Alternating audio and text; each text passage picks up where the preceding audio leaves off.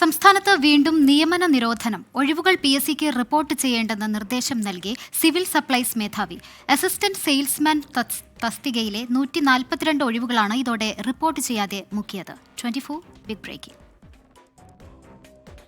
സംസ്ഥാന civil supplies കോർപ്പറേഷനിലെ ഒഴിവുകളാണ് PSCക്ക് വിടേണ്ടെന്ന് Supplyco MD നിർദ്ദേശം നൽകിയത്.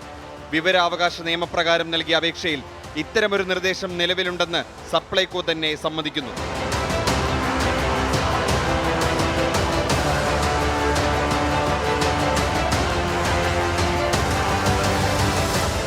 105/2020 PSC റാങ്ക് ലിസ്റ്റിൽ നിന്നും ഒഴിവുകൾ റിപ്പോർട്ട് ചെയ്യേണ്ട എന്നൊരു നിർദ്ദേശം വകുപ്പ് മേധാവിയോ മറ്റാരെങ്കിലുമോ നൽകിയിട്ടുണ്ടോ എന്ന ചോദ്യത്തിനാണ് ഉണ്ടെന്ന മറുപടി.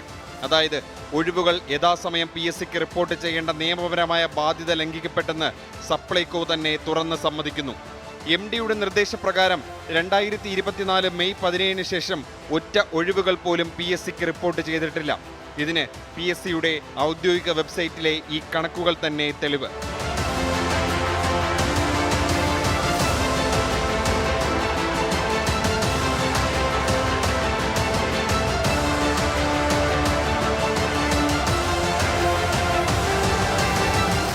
ഏതാണ്ട് 142 ഒഴിവുകളാണ് PSCക്ക് റിപ്പോർട്ട് ചെയ്യാതെ സപ്ലൈകോ മുക്കിയത്.